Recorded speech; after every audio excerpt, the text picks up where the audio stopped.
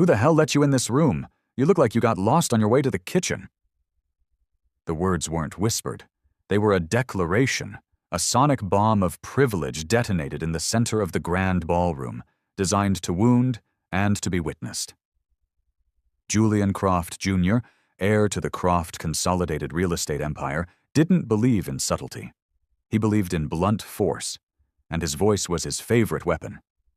He wanted every head to turn, every glass to pause mid-sip, and every eye to fixate on the woman who had dared to exist so calmly in his orbit. And the heads did turn. Before we dive into the fallout of that single catastrophic sentence, I need to know who I'm talking to. Where are you watching this from right now? Drop your city, your state, your country in the comments below. And if you believe that dignity is non-negotiable and that the old guards of power need a wake-up call, then prove it. Hit that like button and subscribe to this channel. We don't just tell stories here. We build a movement. We're damn glad to have you with us. Now, let's get back to the woman in the storm. The Starlight Terrace of the Pinnacle Club was a cathedral of wealth, perched 77 floors above the glittering expanse of Chicago. It was a space designed to make gods of mortals, with floor-to-ceiling windows that swallowed the skyline and chandeliers that dripped light like frozen constellations. The air hummed with the low frequency of generational power. Hedge fund titans whispering about market shifts, crypto gurus who'd ridden the latest digital wave, and political brokers trading influence like currency. Waiters, ghosts in white tuxedos, navigated the human labyrinth with silver trays of champagne and oysters on beds of crushed ice. But an instantaneous, deafening silence fell the moment Julian Croft, Jr. opened his mouth. The target of his venom, Serafina Vance, didn't so much as blink. She stood a few feet from the main observation deck, a solitary figure in a simple, impeccably tailored, midnight blue dress. It was a dress that whispered intelligence, not wealth. It had no logo, no ostentatious brand marker. It was a uniform for a woman who was her own brand. One of her hands rested lightly on the handle of a sleek, minimalist carry-on bag at her feet. The other held a phone to her ear, her thumb poised over the screen as if she were mid-command. Behind her, the lights of Chicago sprawled out like a conquered kingdom. Beside her, two of the club's security personnel hovered, their presence a strange anomaly. They weren't watching her with suspicion. They were standing by, waiting for her signal. Julian smirked, a cruel, boyish twist of his lips. He was emboldened by the sudden quiet, mistaking the room's shock for his audience's approval. "Oh, come on," he projected, his voice oozing with theatrical disbelief. "I can't be the only one thinking it.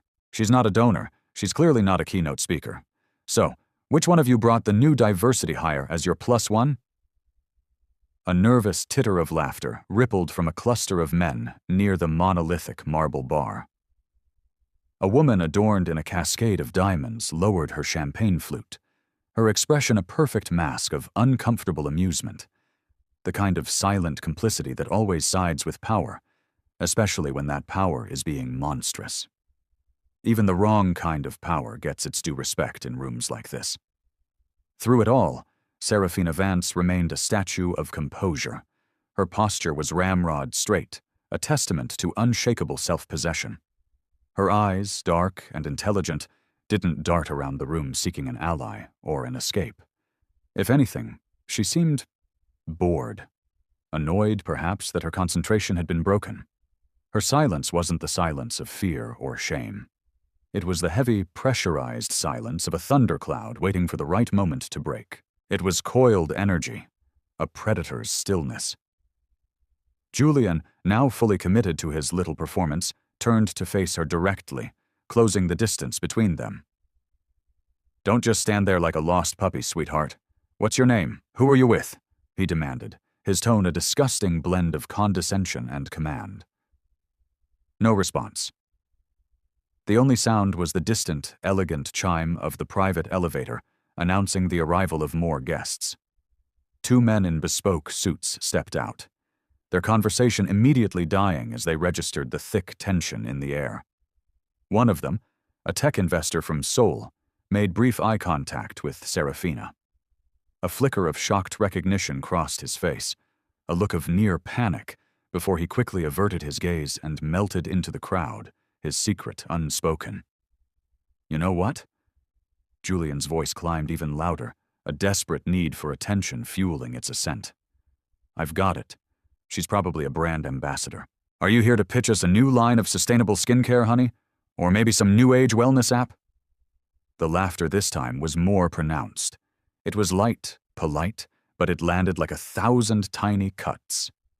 Still, Serafina didn't move. The only perceptible action from her was the soft, deliberate click of her fingernail tapping the glass of her phone screen. Once, twice. Then stillness returned. It wasn't an act of defiance. It was a countdown.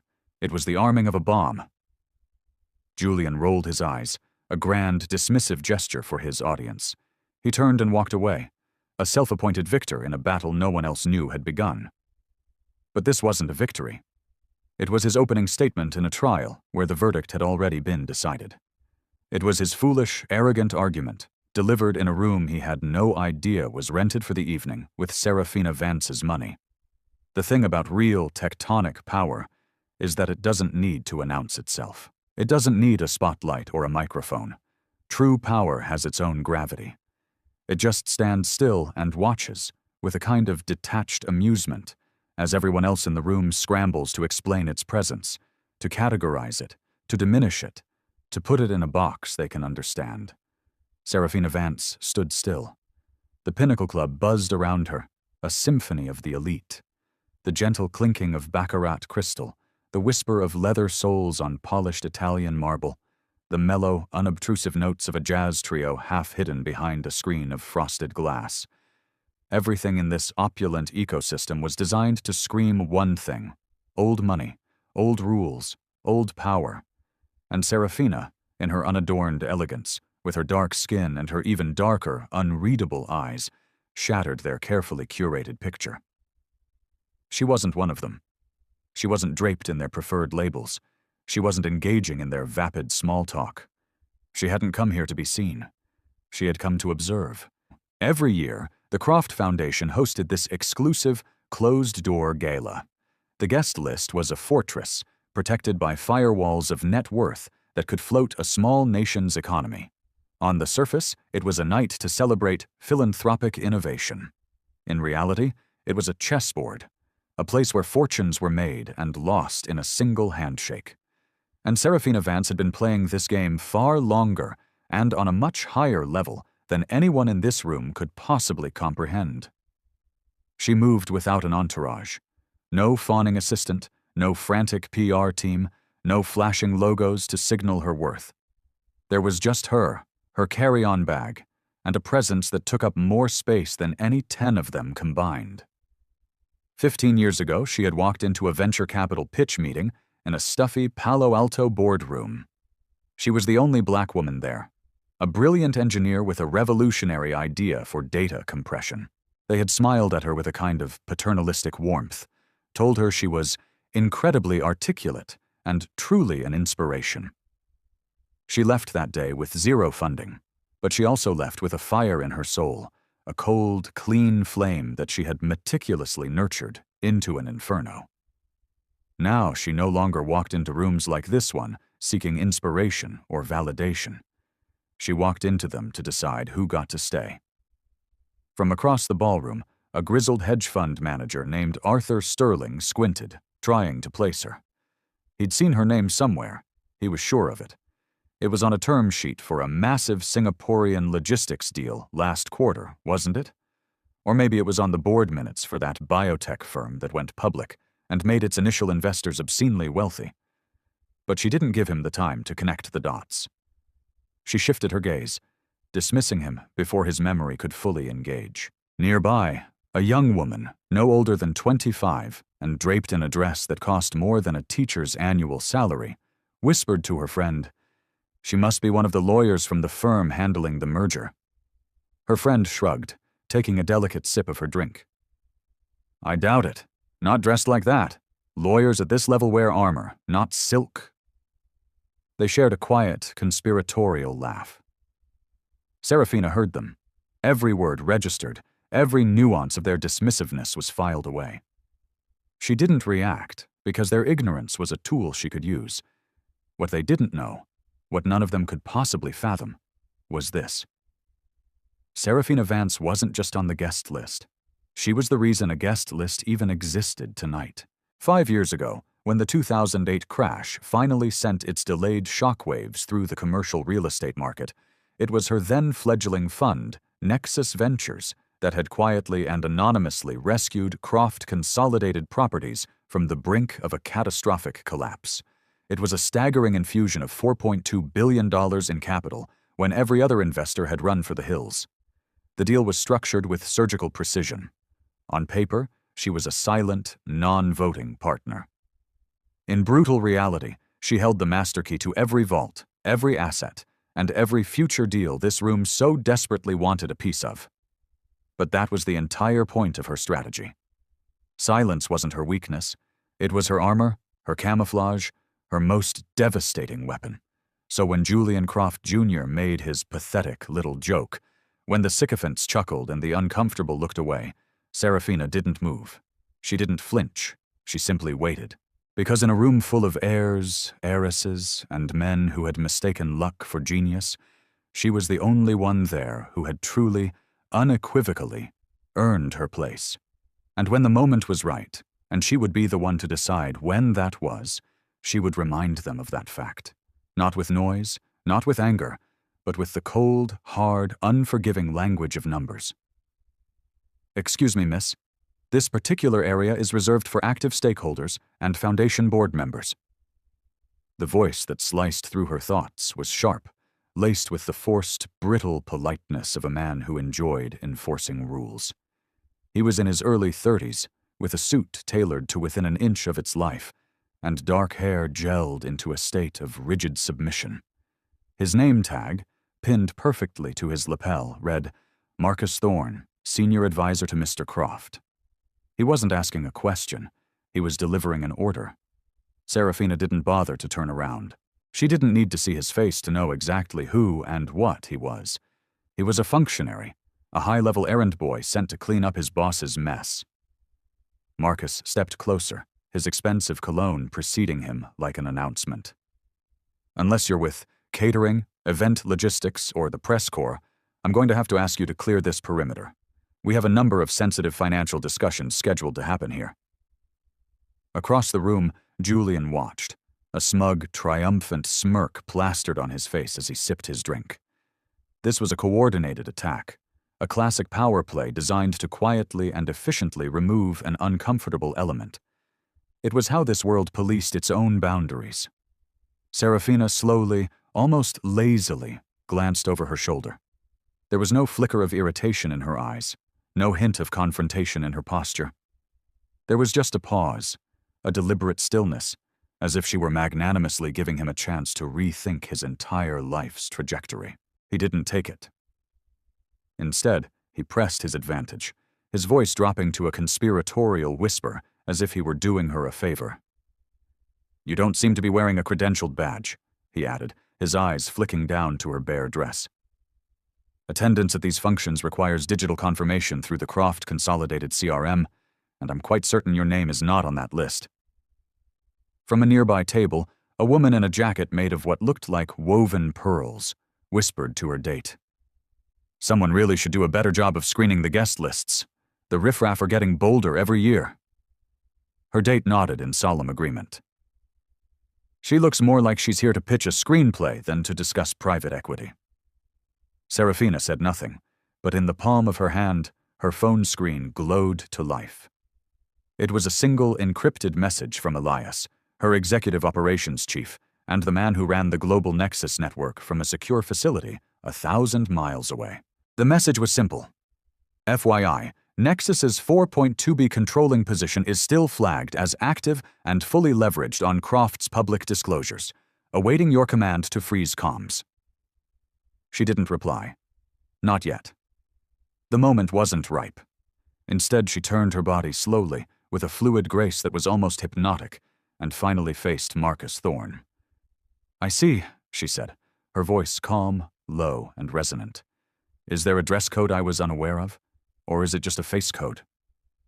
Marcus blinked, thrown off balance by her directness. From her perch, Julian's smirk faltered for a fraction of a second. You're misinterpreting my intention," Marcus stammered, recovering quickly. "My only concern is maintaining the integrity of this space." "This space," Serafina repeated the words, letting them hang in the air between them. Her gaze swept across the opulent room, taking in the chandeliers, the marble, the people, before landing squarely back on his now sweating face. "You mean the space that was built on a foundation of capital that you no longer control?" Silence. Not just from him. A profound, shocked silence from the 3 or 4 people who were close enough to hear her tone shift. It hadn't gotten louder, but it had become infinitely heavier. It was the kind of voice that didn't need volume to command attention. It needed only precision.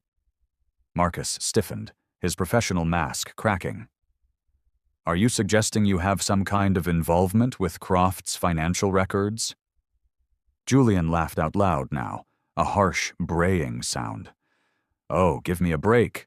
She's probably some disgruntled junior analyst from a rival firm who read too many annual reports. She's nobody." That's when a third player stepped into the ring, not to diffuse the situation, but to pour gasoline on the fire. A gray-haired man in a tan blazer, his face flushed with alcohol and entitlement, raised his glass in Serafina's direction. "If you're here to fill a diversity quota for the photos, darling," he slurred, "I believe the media room is 2 floors down. They have much better lighting for your kind." The laughter that followed was louder this time, less restrained, more cruel.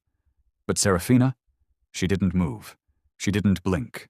She didn't react. Instead, she brought her phone to her lips and whispered a single, clear command, not for them, but for Elias, who was listening intently on the other end of the secure line. "Prepare the Omega file." Then she looked directly at Julian Croft Jr., and, for the first time all evening, she smiled. It was not a friendly smile. It was the smile of a grandmaster who had just seen her opponent walk into a trap set 15 moves ago.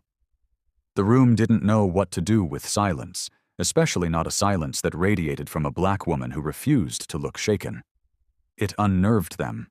It was an anomaly in their world of loud pronouncements and performative dominance. Marcus Thorne nervously adjusted his tie. Julian Croft Jr. took a harder, faster sip of his champagne. Even the jazz trio, sensing the shift in the room's emotional climate, seemed to falter, their smooth rendition of a modern pop song suddenly sounding self-conscious and out of place. Serafina didn't say another word. She just tapped the screen of her phone once more. It wasn't a frantic or dramatic gesture. It was deliberate, final, like a judge banging a gavel. Julian leaned toward Marcus, his voice a stage whisper loud enough for half the room to hear. "Is it just me, or is she frantically texting her boss to Google what private equity means?" Another wave of brittle, forced laughter rippled through the nearby clusters of guests. A waiter passed by, and Julian snapped his fingers imperiously to summon another glass of champagne. "Don't just stand there," he muttered in Serafina's general direction. "Either grab a drink from the bar or grab your coat and find your seat back in general admission." Still, Serafina remained perfectly still. She wasn't ignoring them. She was observing them, measuring them, analyzing their weaknesses with the cool detachment of a surgeon identifying the precise point for the first incision. Across the sprawling room, a junior analyst named Maya Sharma, barely 23 years old, her event badge almost hidden by the client folders she was clutching, paused. She had seen the entire exchange unfold.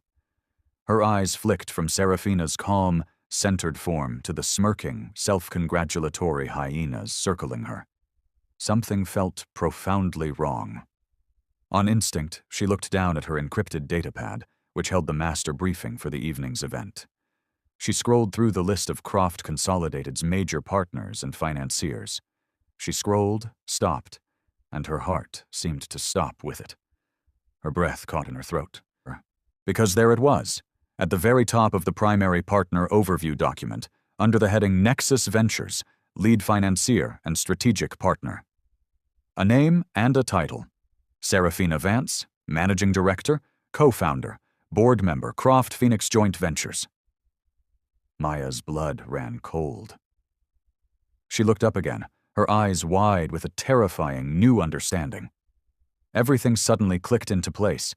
The unnerving silence, the immovable presence, the phone, the security guards who weren't guarding against her, but were waiting for her. The entire room suddenly felt tilted on its axis, like watching a horror movie where you finally realize the person you've been rooting for is actually the killer. Taking a deep, shaky breath, Maya stepped forward. Not loudly, not confrontationally, but with a quiet sense of urgency. "Excuse me," she said, her voice surprisingly steady as she addressed Marcus Thorne. "Do you have any idea who she is?" Marcus blinked, annoyed by the interruption from an underling. "I know who she's not," he sneered. "A listed guest." Maya held up her datapad, her hands trembling just slightly. "She's not just a guest," she said, her voice gaining strength. "She's a board-level investor." Julian scoffed, waving a dismissive hand. "Oh, please! Anyone can Photoshop a LinkedIn profile these days. I've seen the profile scams these people try to pull. You people will fall for anything." That phrase hung in the air like toxic smoke. "You people." Serafina's head turned, slowly, deliberately, and for the first time her expression changed. It wasn't anger. It was something far more terrifying. It was pure, unadulterated focus. She looked at Julian, then at Maya, giving the young analyst a nearly imperceptible nod of acknowledgement, then back down at her phone. Elias's message had just updated. "Omega file synced. Standing by for Phase 1 trigger." Serafina didn't nod. She didn't smile. She just whispered a single word, almost to herself. "Execute." "She's a board-level investor." Those 5 words didn't land gently. They landed like a sledgehammer on plate glass, cracking something deep within the room's fragile ecosystem. It was enough to make a man by the bar lower his glass mid-sip, his eyes narrowing in thought. It was enough to make Julian's smug smirk twitch at the corners. It was enough to make the entire room recalibrate its posture. But Serafina? She remained still. Maya stood her ground, the datapad held up like a shield. Her voice was steadier now, fueled by the adrenaline of speaking truth to power. "I've double-checked the secure server. She's not just involved. She personally underwrote the Phoenix joint venture, the venture that funds this entire series of Croft incubators." A young man wearing a conference badge that was flipped backward leaned in from a nearby group. Wait, he stammered, his eyes wide behind his glasses. "Are you telling me she's that Serafina Vance, the one from Nexus Ventures?" Maya nodded. A single, sharp affirmation. And with that one nod, the dam didn't just crack, it burst. A dozen phones came out of a dozen pockets, not to record, not yet, but to search. Fingers flew across glass screens, tapping in a frantic series of queries. Serafina Vance plus Nexus, Serafina Vance plus Croft, Serafina Vance plus Forbes, 40 under 40. One tap later, her face began to illuminate their screens like a slow, devastating sunrise. There were images from global economic summits, a keynote speech in Davos, a candid shot of her ringing the opening bell at the NASDAQ.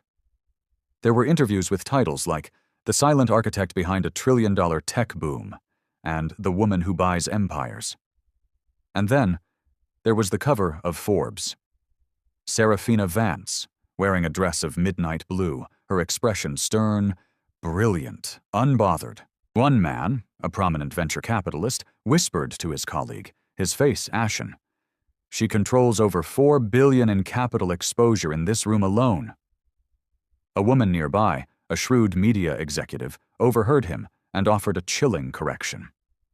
"Correction, darling, she is the capital." Julian's voice, now stripped of its arrogant timbre, cracked through the rising murmur. "This is all fake. It has to be. She's some ghost investor, a front for someone else. My father would have mentioned her if she was this important." From the back of the room, a low chuckle echoed. It wasn't mocking. It was knowing, world-weary. A woman in her early 50s, with bold red lipstick and a tailored black suit, leaned back in her chair. She was a media mogul who had kept her phone face down on the table all night, observing. She now picked it up, glanced at the screen and said, loud enough for all to hear, "She didn't need your daddy to mention her, Julian. She owns his fallback plan." And that did it. The crowd of sycophants that had formed a protective barrier around Julian began to thin, not in a sudden rush, but in a slow, cautious retreat. It wasn't betrayal, not yet. It was self-preservation. And from the left side of the room, a small, discreet red light began to blink. A mid-tier financial journalist and content creator who had been quietly covering the event had just hit record on his phone. He didn't say a word. He just slowly, carefully turned his lens toward Serafina Vance. Serafina noticed. So did Maya. With a single, almost imperceptible raise of her finger, Serafina gave a command. Not in panic, but with the authority of a director on a film set. The journalist nodded immediately, a look of profound understanding on his face. He lowered the phone. Serafina's voice finally returned, soft, yet carrying across the now silent room. "Let them hear it," she said. "Don't let them film it." The journalist's voice cracked as he responded in an urgent whisper. "Understood."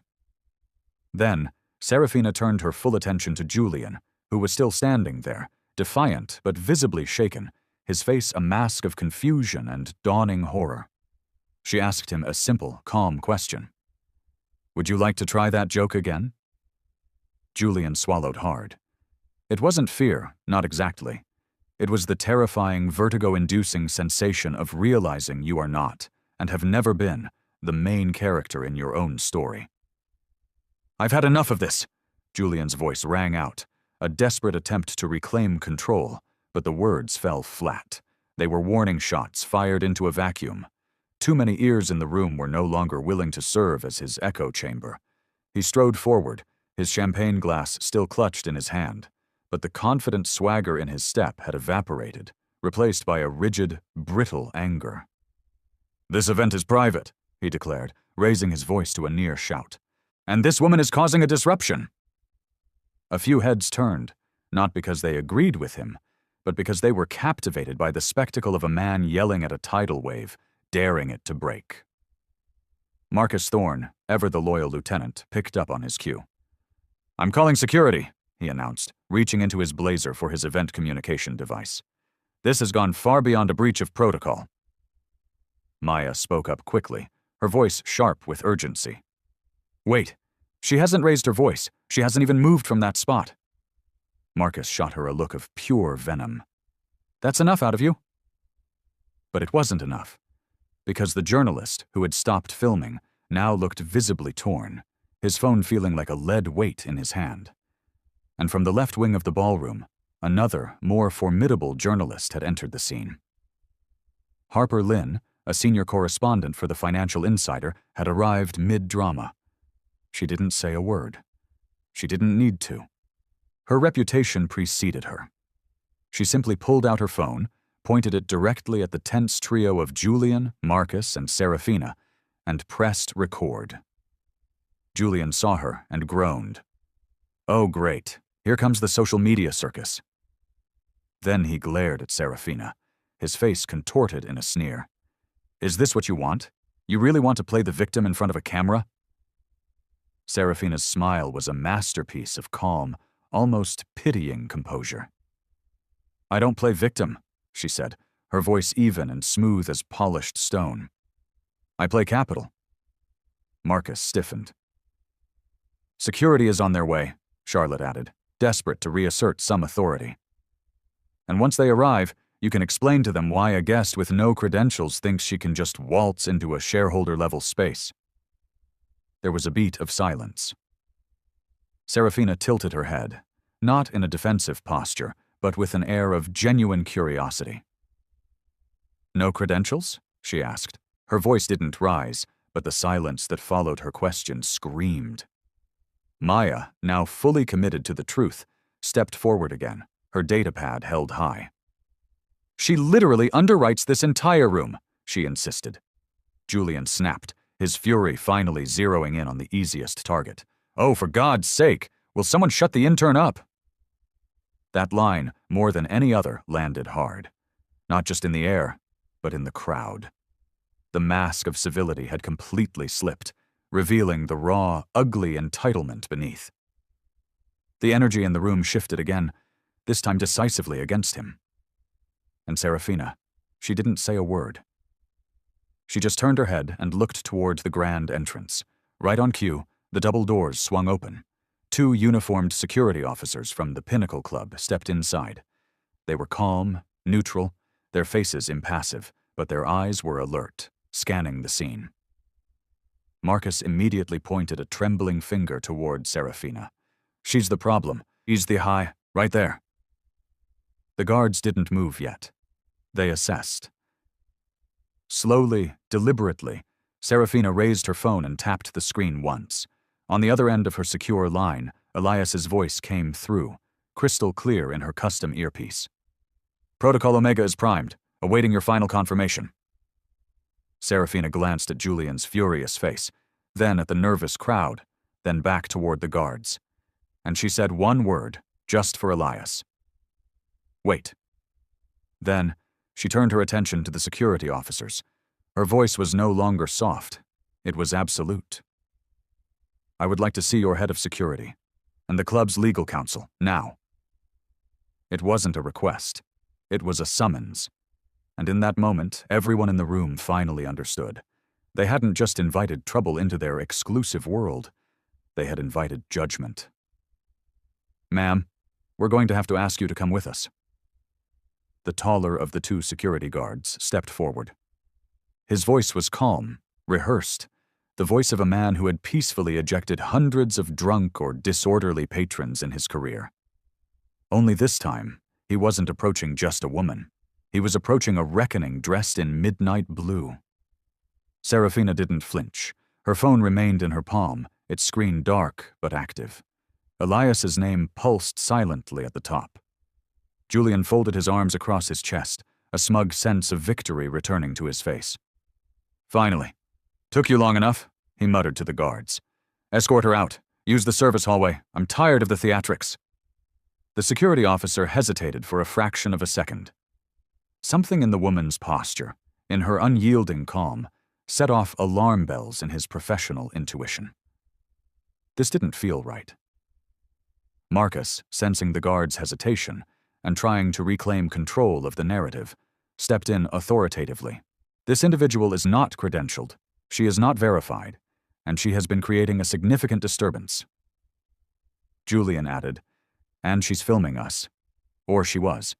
I'm pretty sure that's a direct violation of club policy." Serafina calmly lifted her eyes from her phone. "I haven't recorded a thing," she stated, her voice carrying the unimpeachable weight of truth. The journalist across the room held up both his hands. "That was me," he confessed, "and I stopped filming the moment she asked me to." Harper Lynn, the correspondent from the Financial Insider, kept her camera raised. "I, however, did not stop," she announced coolly, "and I think a great many people need to see this." Julian turned on her sharply. "Then you can get out too. This isn't a press event." That's when Serafina moved. It was just one step forward, but it was enough to fundamentally change the electrical charge in the room. The security officer, misinterpreting her movement as aggression, stepped forward again. "Ma'am," he repeated, his hand now gently but firmly, motioning toward the exit. Julian smiled. He could taste the ending he wanted. "Don't make this any harder on yourself than it has to be," he said to Serafina, his voice dripping with condescension. "Just walk out like a good little assistant." Then he reached forward with 2 fingers and touched Serafina's shoulder, as if to physically guide her out. And that was the mistake. The entire room went still. Not just silent. It was the stillness of air caught in a vacuum, the stillness of a universe holding its breath. Because that touch, that single, presumptuous touch, wasn't procedure. It wasn't policy, it was personal. And in that one act, it exposed everything. The deep-seated disrespect, the unthinking entitlement, the corrosive belief that authority comes from a last name, not from legitimacy. Serafina turned her head slowly, her movements precise and economical. She didn't slap his hand away. She didn't step back. She leaned in, just a fraction of an inch, her eyes locking onto his, and said, her voice a blade of ice, "You just crossed the line into personal liability." Julian let out a short, brittle laugh. "What are you going to do? Call your supervisor?" "No," Serafina replied, her voice dropping to a near whisper. "I'm going to call your father's board of directors." And then she tapped her phone screen. Elias's voice was already waiting, calm and ready. "Understood. Phase 1 of Omega Protocol is triggered. All external Croft consolidated communications are now frozen. Internal escalation is underway. The Omega file has been transmitted to Croft's entire legal department, their PR firm, and the personal devices of all 12 board members. The timestamp of the physical contact has been logged and marked. For you." Serafina looked back up at the stunned security guards. "I would suggest," she said calmly, "that you do not put your hands on me again. Not unless you would like to be the subject of a deposition, explaining under oath why a primary stakeholder was physically manhandled in a space that her own capital funded." The taller guard blinked, his professional composure shattering. The shorter guard slowly lowered his hand. Marcus Thorne's lips parted, but no sound came out. And Julian finally took a step back, his face a mask of disbelief. But it was far too late. Because Harper Lynn, a shark who smelled blood in the water, had captured the entire damning contact. Her live stream was now climbing past 50,000 viewers, and a headline was already typing itself in her mind. "Billionaire's son assaults investor, unaware she funds his entire empire." Serafina then turned, not to address the crowd, but to simply wait, because the collapse of a dynasty doesn't begin with a loud scream. It begins with a profound and terrible stillness. "Elias," Serafina said, her voice low but perfectly clear in the silent room. "Initiate Protocol Omega, Phase 2, full digital containment, real-time trace and lock on all Croft assets tied to the Nexus node." There was no delay, no hesitation. "Understood," Elias's voice confirmed in her ear. "Croft Consolidated's primary equity dashboard just went dark. Their entire digital communications suite has been quarantined. Confirmed. The Omega file has been pinged as opened by 4 board members. You will be hearing from their general counsel in approximately 90 seconds. Julian didn't fully comprehend the technical jargon. Not yet, but Marcus did. The blood drained from his face. His eyes flicked from his own dead phone back to Serafina. You had administrative access to our back-end infrastructure?" he asked, his voice a hoarse whisper. Serafina didn't grant him the dignity of an answer. She didn't need to. Behind her, 2 guests who had been standing nearby quickly stepped aside, creating a wider circle around her. It was no longer a gesture of exclusion, but one of deep, fearful respect. One of them whispered to the other, "My God, she's actually doing it!" The other nodded, his eyes wide with shock. "She's not just pulling the funding. She's killing the entire partnership, live, on camera." Julian's voice finally cracked. "You can't do that. You can't just cancel a joint venture of this magnitude. There are clauses, penalties." Serafina turned toward him slowly, her expression as unreadable as a placid, deep lake. "I don't need to cancel it," she said, her voice cutting through his panic. "I own the clauses that do." The security guards, now utterly uncertain of their role, took another step back, effectively becoming part of the stunned audience. Harper Lynn was still filming, her eyes wide with journalistic ecstasy. "For those of you just joining," she murmured to her ever-growing legion of followers, "I believe you are witnessing a $4.2 billion corporate exit happening in real time." The other journalist whispered to no one in particular. "This isn't just a takedown. This is a transfer of power." Maya, who was still clutching her datapad like a life raft, stepped a little closer to the center of the storm. "I just checked our internal network," she announced, her voice trembling but clear. "Croft's entire venture capital portal is down, completely. It's giving an error 503. Service unavailable." Marcus's jaw tightened. "That's not possible. That's proprietary, encrypted infrastructure." Serafina raised a single, elegant eyebrow. "So is the air you breathe," she said. But when someone takes it away, you suddenly remember who controls your supply. Julian, in a last, desperate act of denial, reached for his own phone. His fingers trembled as he tried to dial his father. "No," he muttered, his voice shaking. "No way this is real. My father would have told me about her." Serafina's voice cut in, calm and surgical. "Your father doesn't tell you everything, Julian, especially not the name of the person who kept him from declaring bankruptcy when his Series E funding round crashed and burned." She took another deliberate step closer to him. "You think he owns this room?" Her voice was a low, dangerous whisper now. "I built this room." Julian didn't respond. He couldn't. His silence was a confession, a surrender, a testament to a lifetime of unearned confidence being dismantled in a matter of minutes. Then, Serafina turned her attention back to the two guards, who were now watching, listening, and fundamentally reassessing their own job descriptions. "If your primary concern is protocol," she said, her voice returning to a normal, conversational tone, "then you will note that as of 47 seconds ago, I have locked and suspended the primary funding channel that is paying for this event." She nodded toward the grand glass doors. "And once my legal team confirms the breach of conduct," she glanced pointedly at Julian, "this entire ballroom goes dark, along with every software license and digital asset tied to the Croft Expansion Fund." Silence. The kind of absolute silence that follows a lightning strike, just before the thunder rolls in. Then, Elias's voice returned in Serafina's ear, crisp and final. "Croft Legal has responded. The board chair has formally acknowledged a breach of the partnership's conduct clause. They've green-lit your full exit strategy to mitigate further damages. Their official statement is being drafted. A full media freeze has been activated on their end. The livestream links have been flagged by their team. You are clear to proceed, Serafina." Serafina took one slow, deep breath. Then she said a single word, just for Elias. "Begin."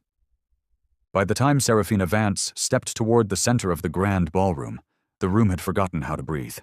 No one dared to touch their drink. No one checked their phone. Even the shell-shocked jazz trio had faded into a confused and discordant silence. She didn't raise her voice. She didn't climb onto a platform or seek a spotlight. She simply stood in the space she now commanded, and she spoke. "My name is Serafina Vance." A pause. A heavy, electric, profound pause. "I am the co-founder and managing director of Nexus Ventures, and for the last 5 years, I have served as the lead investor and the controlling stakeholder in the Croft-Phoenix Joint Venture Initiative." Heads turned. Jaws dropped. A wave of comprehension, so powerful it was almost a physical force, washed over the crowd. "Which means," she continued, her voice as calm and steady as a surgeon's hand, "that I approved the 9-figure funding package that paid for the construction of this building. I personally underwrote the valuation of the entire Croft R&D wing, and I signed the master agreement that paid for the very logo that is printed on your champagne napkins." Her voice didn't rise, but it filled every corner of the vast room. Julian took an involuntary step back, as if her words were physical blows. Marcus Thorne's lips parted, his eyes wide with a horror that went beyond professional failure. That's not possible," he whispered. Serafina turned her gaze on him, and it was utterly devoid of pity. "You signed my non-disclosure agreement 3 years ago, Marcus," she said. "You just didn't know it was me you were signing it for." From behind a large marble column, a man in a gray vest, Croft's VP of Public Relations, ducked into view. He had a phone pressed to his ear and was whispering furiously into it. Harper Lynn's livestream had just crested 97,000 viewers. The comment section was a waterfall of fire emojis and shocked proclamations. And then, the gasps started. Someone at the bar had pulled up a video on their tablet. It was a TED Talk from 4 years prior. The title was "Architecting the Future: Capital as a Tool for Change." The speaker was Serafina Vance, wearing a simple blue dress, commanding a global stage, receiving a thunderous standing ovation. Someone else had found the Forbes 50 Women Who Are Rebuilding the Global Economy list. On slide number 3, there was Serafina, stern, brilliant, and utterly unbothered. Julian's expression finally cracked, shattering into a million pieces of disbelief and humiliation. You lied, he stammered, the accusation weak and pathetic. No, Serafina corrected him calmly. You assumed. Maya looked around the room, her voice barely above a whisper but heard by everyone near her. She doesn't just belong here. She owns here. And that was when the final, devastating truth landed. The real twist wasn't her title. It wasn't her wealth or her power. It was the sickening realization that they had all looked right at her and had actively, willfully refused to see her. Julian stammered, his face pale and clammy. I didn't know. That's the entire point, Serafina cut in, her voice sharp for the first time. You didn't want to know. She turned from him and addressed the entire room of silent, staring guests. All of you have spent the last hour wondering if I was lost, if I was out of place, if I was someone's assistant, or if I was a fake. She took a slow, deliberate breath. But I was standing exactly where I was always meant to be. The champagne glass in Julian's hand tilted, not by intention, but by the sheer shock that had rendered his muscles useless. The pale gold liquid spilled silently down his wrist and onto the pristine marble floor. Serafina took one more step forward, her voice still even, but now imbued with the weight of a final judgment. I didn't need a stage. I didn't need an announcement, and I certainly did not need your applause. She looked Julian Croft Jr. directly in the eye. I just needed one single moment of your underestimation. Thank you for providing it. Then she turned, calmly, and began to walk back toward the main entrance. She wasn't rushing. She wasn't flustered. She was sovereign. The aftermath she left behind wasn't loud. It was a stunned, dense, heavy silence. The sound of a room full of people who had just realized, in real time, that they had been standing on the wrong side of history. Julian didn't speak. He couldn't. His fingers trembled around the now empty champagne flute. His mouth opened slightly, as if a rebuttal or an excuse might form, but nothing came. Not even breath. Marcus just stared at the floor, his face the color of ash. His earpiece was blinking with a frantic series of missed calls, all from Croft's legal department. He didn't answer. What could he possibly say? That he had tried to eject the woman whose signature was on his last 2 bonus checks? Maya stood frozen, still holding her datapad. But her face was no longer uncertain. It was resolved, fierce, and filled with a kind of awe. She watched Serafina walk, slow and composed, toward the double-glass doors, like she owned them. Because she did. And the room was slowly coming undone. Harper's livestream had rocketed past 150,000 viewers. A screen capture of Serafina's calm, determined face was already trending globally under the hashtag #ChutterNexusNuke. One viewer's comment was being reposted thousands of times. She dismantled an entire dynasty without ever raising her voice. That's not power. That's legacy. Poisson. Across the floor, the whispers finally surged, no longer cautious but frantic, like fire consuming dry silk. Did you hear what she said? She pulled $4 billion mid-event. My CIO just texted me. Nexus has locked Croft out of their entire international portfolio. She bought this space and then let them mock her in it. It was a test, and they all failed. Near the bar, the older media executive in the black suit began to clap. Not loudly, but slowly, steadily, rhythmically. Then another person joined her. Then another. It wasn't a sudden ovation, but a gradual awakening, as one by one, people began to applaud, as if trying to wash away the stain of their own complicit silence. It wasn't applause of celebration. It was applause of acknowledgement. By the time Serafina reached the threshold of the ballroom, more than half of the guests were clapping. It wasn't performative or obligatory. It was the sound of a paradigm shifting. Julian took one stumbling step toward the crowd, then stopped. The applause wasn't for him. It had never been for him. The first journalist looked around, his phone now lowered, and said to no one in particular, "You know what the real twist is?" Someone next to him answered, That she was the silent owner? The journalist shook his head. No, that she let them show their true selves first. At that precise moment, Elias's voice returned in Serafina's earpiece, a final confirmation. Board acknowledgement is unanimous. Croft Internal has just suspended all Q4 campaign rollouts pending a full financial audit. Do you want to release the joint statement to the press now? Serafina slowed, her hand resting on the cool brass handle of the door. No, she said quietly. Let them sit in the silence for a little while longer. Behind her, the applause swelled, and the ballroom, once a carefully curated temple to old power, had become the stage for its dramatic and long overdue correction. What do you think was the most powerful moment in that room? Was it the confrontation, the takedown, or the applause? Let me know in the comments, and if you haven't already, take a second to hit like and subscribe. You're not going to want to miss what's coming next. Outside the ballroom, the grand corridor of the Pinnacle Club gleamed with a polished, profound silence, the kind of quiet that has been bought and paid for by generations of unchecked wealth. But tonight, that silence had a new owner. It belonged to Serafina Vance. She stood for a moment at the mezzanine balcony, her back turned to the room she had just fundamentally redefined. Below her, the city of Chicago pulsed with light, its vast electrical grid flickering like a complex nervous system that had just recognized a new command. Her phone vibrated once, a secure, encrypted push notification from Elias. All Omega thresholds have been reached. Croft Legal has cleared your final move. The portal is open for your digital signature. Serafina didn't hesitate. She opened the Nexus Ventures Secure app, a biometric scan of her iris, and it was done. The screen then displayed 3 simple, devastating words. Execute total divestiture. Her thumb hovered over the confirmation button for only a single, contemplative second. Then she pressed it.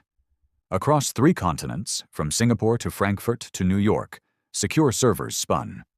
The intricate digital and financial bridge that had connected Croft Consolidated Holdings and Nexus Ventures dissolved, line by painful line. Partnership contracts were instantly voided. All access credentials and security clearances were revoked. Shared dashboards, predictive analytics systems, and proprietary cloud servers were permanently sealed. In less than 30 seconds, the financial empire that Julian's father had so quietly and desperately relied on for its survival was no longer his to touch. At that exact same moment, back inside the ballroom, Marcus Thorne's phone, which had just come back online, blinked a bright, angry red. Access denied. He tried to log in again. Error 401. Unauthorized. Credentials revoked. Inside the ballroom, confusion was metastasizing into full-blown panic. Whispers turned into frantic, panicked shouts. Someone muttered, "We just lost access to the back-end servers." Another yelled, "Our entire Q4 campaign archive, it's gone. Everything is offline." Julian's father, the patriarch Alistair Croft himself, suddenly appeared on a large side screen in the ballroom, joining via a secure emergency conference link from his home. His voice was a furious, terrified bark. What the hell just happened? Who authorized this asset lock?